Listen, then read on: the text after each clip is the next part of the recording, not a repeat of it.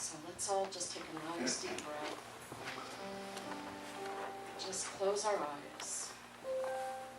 Because in this very room, there is only one. And that's Spirit with us this morning. Deep in our hearts, deep in our inner holy temple, our Holy of Holies, in our inner room, where we make communion with the Spirit within us. And we are so grateful to have that connection this morning. And as we take our next deep breath, just feel that power within us, that love within us, and everything we need is here right now in this very room. And so that is. Amen. Good morning. Good morning. I'm Reverend Patricia Roller. So grateful to have you here this morning. So, I wanted to, before we get started, I wanted to talk a little bit. Last night, this room was very full, very, very full of people honoring the passing of a great friend and a student of mine and a teacher for the Center for Inner Awareness, Cindy Harmon. And Cindy died on Thursday, the 13th, of a diabetic coma. Very unexpected. A very young passing, left family and a son behind. And we were just so grateful to have a celebration of life and all the sharing. And so people are just a little emotionally wiped out today. You know, they're resting today and needing to honor that time for themselves. But something really wonderful. I mean, it's all wonderful. You know, she went home and she's in the arms of those who can take care of her and love her. But something really wonderful happened. So Carrie said something along the lines of, there should be some sort of a, what was it that you said? There should be, Signal. yeah, it should be some sort of a signal when people pass so that we know. So her and Stephen were leaving and to go home, and they were going down the road and right around, I think, Liberty. And just about the time they got to Liberty, the light started flashing, and then the whole area blacked out. Huh. And then she gets home, and at 4:18, so we had the service at 4:30, at 4:18, she got an email from Cindy Harmon. And, are you okay? Is what the email said. And I think in this community, what's so beautiful about that is, you know, we talk about, we know that there's, you know, the veil is very thin, and we know that, you know, heaven is right here, right now. But even in this community, it's really important, I think, and I really thank Cindy Harmon for reaching out beyond the veil to let us know that, you know, we're never gone. We never go anywhere. We're right here. And are you okay? Did you answer her back? So what a blessing that was. It was just amazing for that to happen. So I was really grateful that you shared that. Thank you. So we have a congregational song, right? Yes. From within.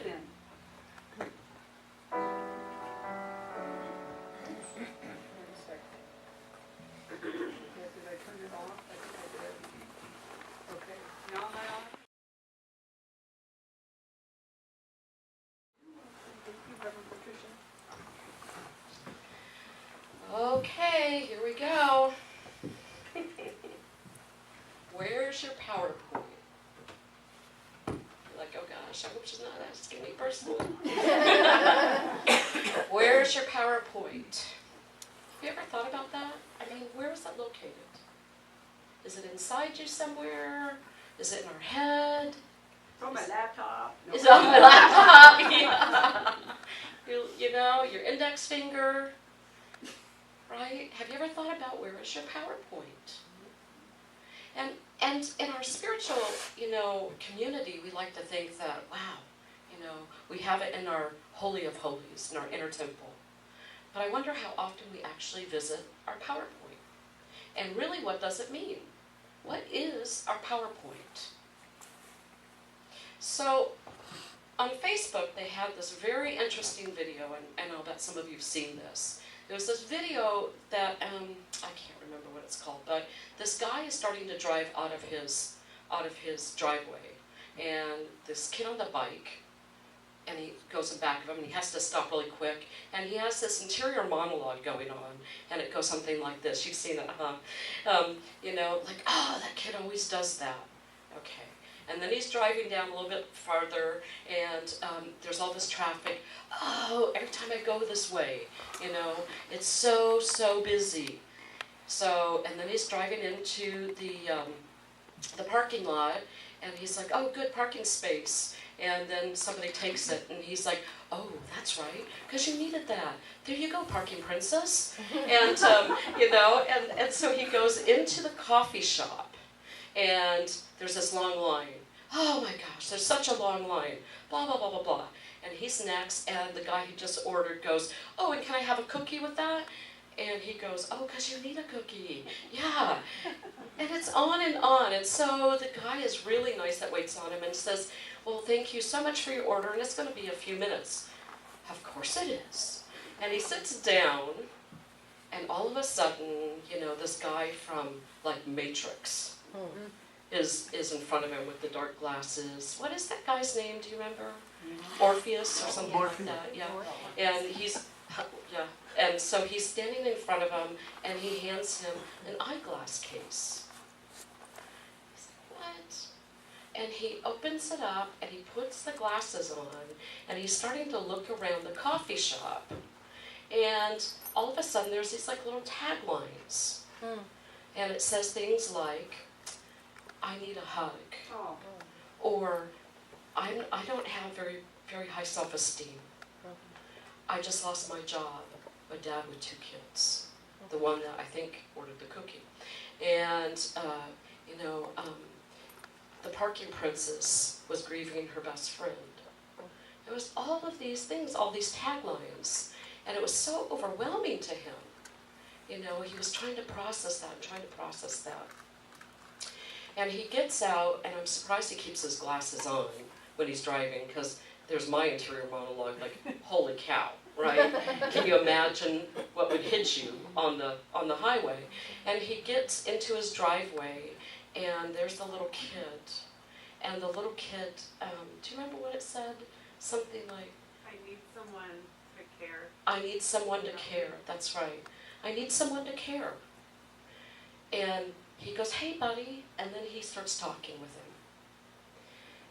That's our PowerPoint, and it is so hard to remember and keep our PowerPoint. You know, because we are full of judgments, and we're full of opinions, and we're full of interior monologues, all of us. You know, every day, it's like, we're smiling, we're hugging people, we're like, right? Yeah, because you know it's true, and even as gentle and loving as we try to be, it happens, and it happens a lot. And what's important about that is not to beat ourselves up for that, but to notice it, and bring ourselves back to center, back to that PowerPoint that says, you know, if somebody is cutting you off in traffic, or somebody is making you upset, or, you know, somebody doesn't seem to care enough because, you know, you're tired too. And you're overwhelmed too, and they still want more from you. Those sorts of things, guess what? Look for their tagline. That's your PowerPoint. And it's really interesting, I think, because judgments and opinions, have you ever really thought about that? I mean, we run that tape like there's some sort of fact to that. Like what we're opinioning about and judging somehow has some sort of truth out there in the real world. She should do this, he should do that. It's amazing. I mean, have you really ever stopped to think that there is no reality to your judgments or opinions outside your head? Kind of interesting, isn't it? Yet, that's the tape we're running on all the time. All the time, that's the tape we're running on. People should be nicer to me. They should give me that parking space. And then here's the metaphysical thing. They cut me off. Well, look at that. God bless you. Yeah. And we did that once, and then 10 minutes later we were like, ah. Right? Or we hug someone and we listen to them, and we're so open and we give them everything we have, and then a half an hour later we're fighting with our sister or our mother or our brother or our husband. That's the way life goes. But in the midst of all of that, when you can remember to bring yourself back to center, and it is a practice, it is a meditative practice to bring yourself back and to remind yourself over and over and over, especially in the midst of chaos, that it is okay that you're human, and it's okay that you did whatever you did, and it's even more okay that you're noticing it. When you start to find your power point, it sets up an energy field. You know, they talk about the heart being like a torus, I think it's called. And so the energy kind of comes up like this and around like this. So it's like this on both sides. And, you know, the Heart Math Institute talks about there being a brain in the heart. So when we think from our heart instead of our head, the world starts to look a little differently. There's no place for victims in the heart. There's only a place for victims in the head. When we know and we feel connected in our heart to the divine, but we think we're separated in our head. And when we think that, that causes an immense amount of pain. And there is a lot of souls walking around with an immense amount of pain, including some of us at times, right? So it's about bringing yourself back to center, back to center. You know, there's an old saying, you know, Bruce and I have been together 29 years. There's an old saying, don't think that your partner knows what you're thinking. Don't expect that. You'd think after 29 years, right? But we learned a long time ago to speak what we're feeling, not to play games. But even so, there are times when your partner does not know you. They may have hurt your feelings, they may have glossed over things, because they're not you. And there goes the interior monologue. He doesn't care, she doesn't care. If they cared, if they really loved me after 29 years or 15 years or whatever, you know, they wouldn't treat me like that. There's, you know, and it's getting back to that PowerPoint of what's going on for them. What's happening in their life. When couples argue or friends argue or whatever, when people argue in general, there is a miscommunication of the soul. Because your friends or your husband and wife or your lovers or whatever, for a reason, something brought you together. When there's something that comes up between you, it's not a him, her, him sort of problem. It's you're not connecting with your PowerPoint. Something's going on for them, well, it's going on for you too. And that's the greater world out there. Think about work. You're like, no, I don't want to do that. So, you know, how many of you, love your job beyond reason that you just can't wait to go tomorrow? Yeah. Okay. So, so what would be different if you did love your job? What if you were so excited about your job that you're sitting here thinking about your job instead of listening to me? Huh? Can you even imagine that? Here's what happens. When we're in a job or a relationship or whatever we don't like, instead of focusing on improving that for ourselves, what do? We're thinking about finding another job or another relationship or something else, aren't we? Now, I'm not saying we should stay in every job we have or every relationship that we enter. I'm not saying that. But I am saying that, there is a high percentage of people that put the relationship, the job, or whatever away because, a lot of stuff is coming up and it's just too much and it doesn't feel good, so I'm done with that. Right? Right? It's just too hard, I can't do this anymore. Yeah. I used to have a saying at work, I'm here until it's not funny anymore. And that was my rule of thumb. I would either get a promotion or I would find another job when it stopped being fun. That was my rule of thumb for working.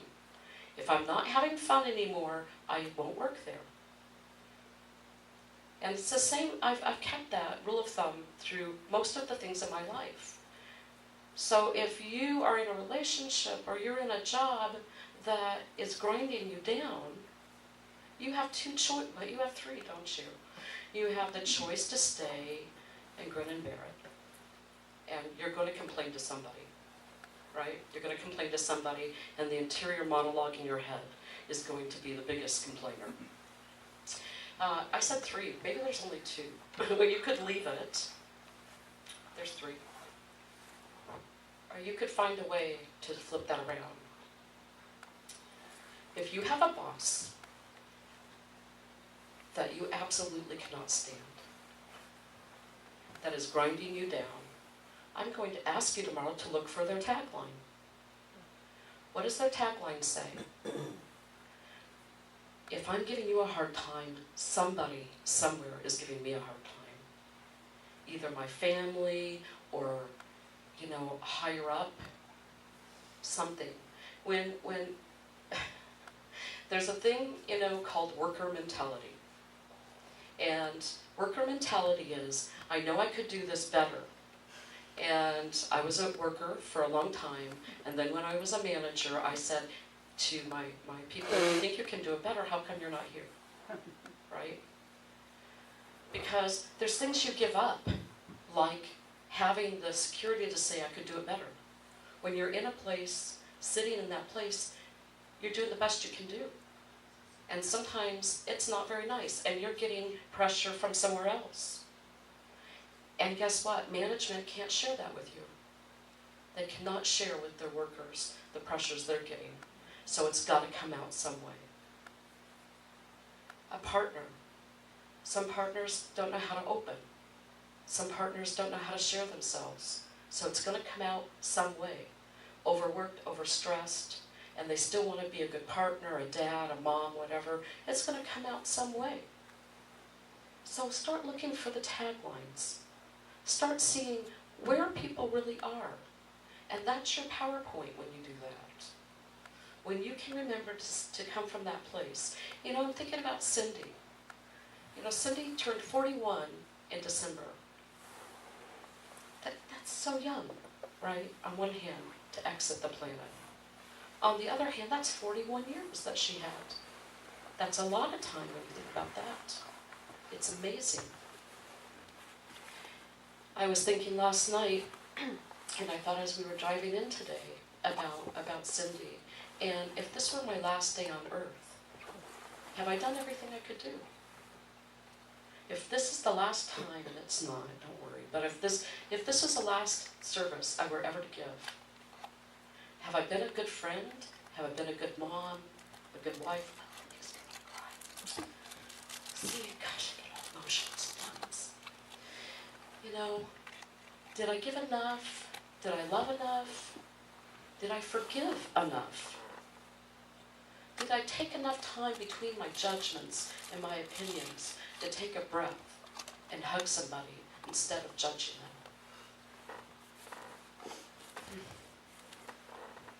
It's an amazing thing.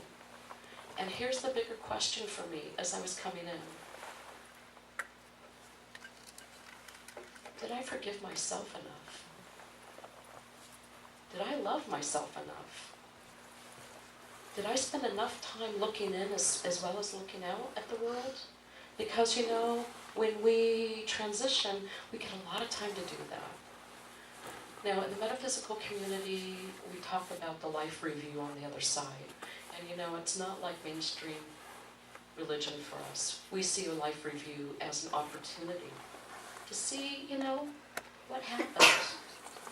And we're in a very non-judgmental environment, loving environment when we review that. Because we've come, and like Florence Scovel Shinn talks about, we're playing the game of life. So how well did we play it? And did we make it our own? Or did we take on something else, someone else's imprint? Did we take on our family's pain too much? Did we take on our social group's pain too much? Or did we stand up and go, you know what, I remember who I am and why I'm here, and I had that experience of my family, I've had the experience of the social group, I've had all those experiences, and yet you have come to play this game with me. Because then we all know this person, we have at least one of them in our lives. You're like, okay, there are, I believe, 99% of people are divine except that one person. And you all have someone in your lifetime you can go, oh, I know. I remember one person like that.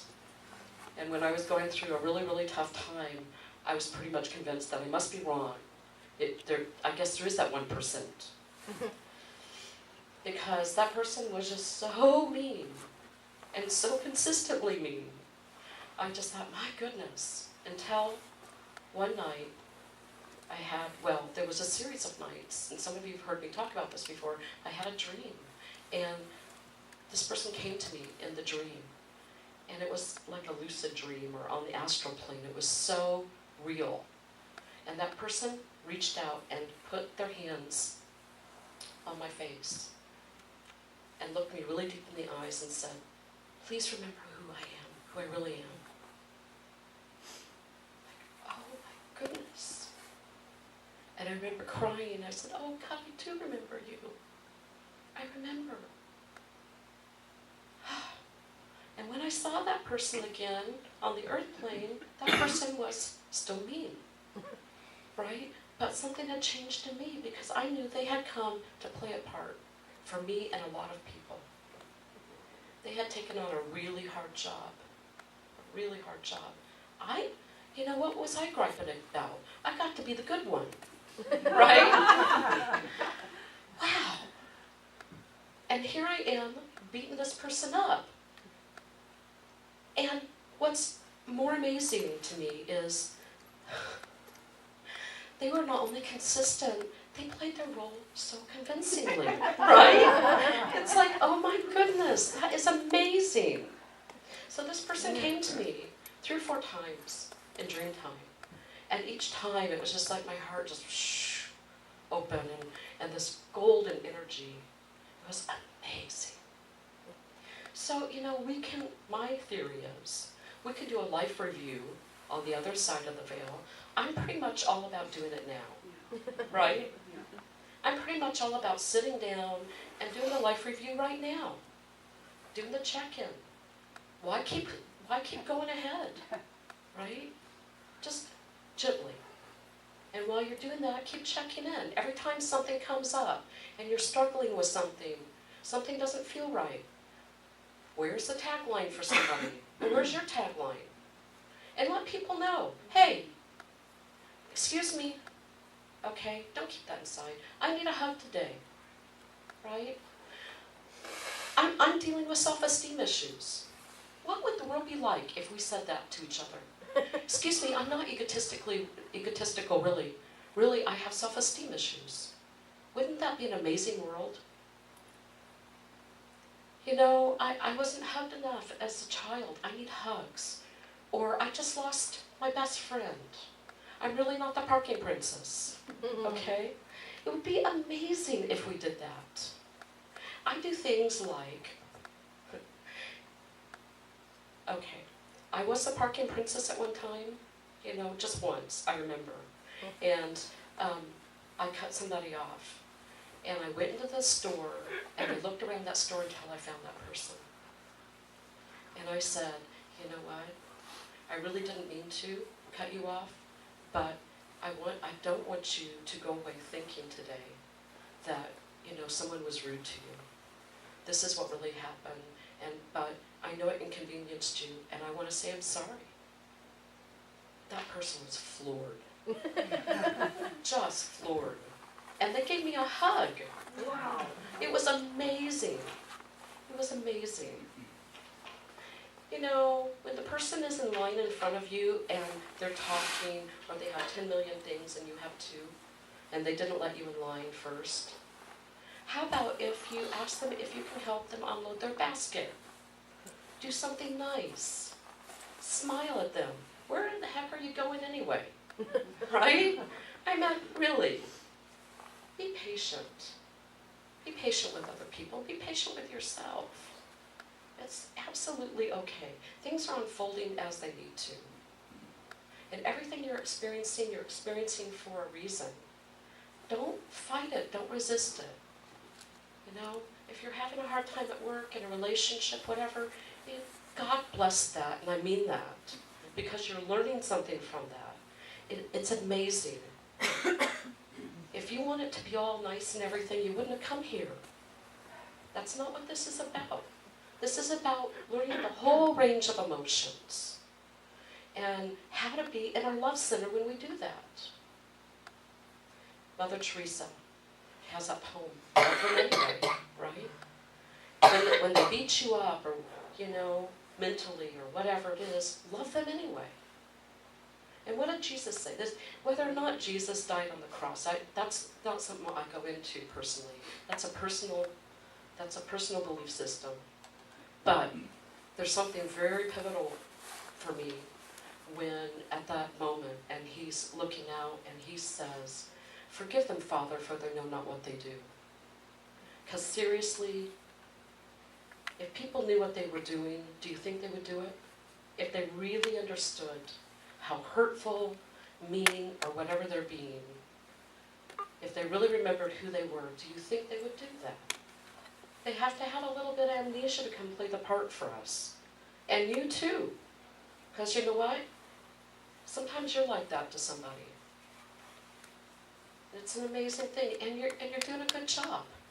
You're helping somebody else understand when you're not so nice. You're giving somebody else the opportunity to be in their power group, their God center. So, before we go into meditation, my invitation to you this week, maybe you can only do it for one day. Maybe you can only do it for 1 hour. Maybe you can only do it for 1 minute. But please, make a commitment to yourself and the rest of the race to stay in your PowerPoint. Look for the taglines this week. Look for them. You will see them everywhere. It will change your life. That was a powerful video. You know, and we are seeing more of that. More and more of this sort of different waves of education coming out. How to be in our love center. It's an amazing time. It's so wonderful that people are utilizing that tool Yes. of video, and then YouTube, how easy it is to share it. Yes. You know, it started with The Secret. It started with The Because they really Secret. tried to, That's right. show us in a video form Right. what we're doing when we're thinking, and how we see things, and how that does show up in our life, and so I know. awesome. I know. Well, have you seen the other one too called Validated? No, I Yes. haven't seen Validated. God, it's That's if awesome. yeah, look it up. Just type in Validated. It's It's a watch YouTube, I Bones. think. It's the guy from Bones that Yeah. plays Hodgins. Ah, Did. Yeah. Oh yeah, he's just like Validated. Okay. And yeah, what is the? Validated. Okay, Yeah. Validated. And does anyone know the name of the one that I just described? Is it See This or? Okay, something like that. So go home and look it up. If you have an inclination, it is so powerful. What is it? What the bleep do we know? Well, that's another movie. Oh, that's a movie. I'm talking about this little clip about the guy that, wore the glasses. So, yeah. Okay, so let's get comfortable, even more comfortable in our chair. Take a nice deep breath.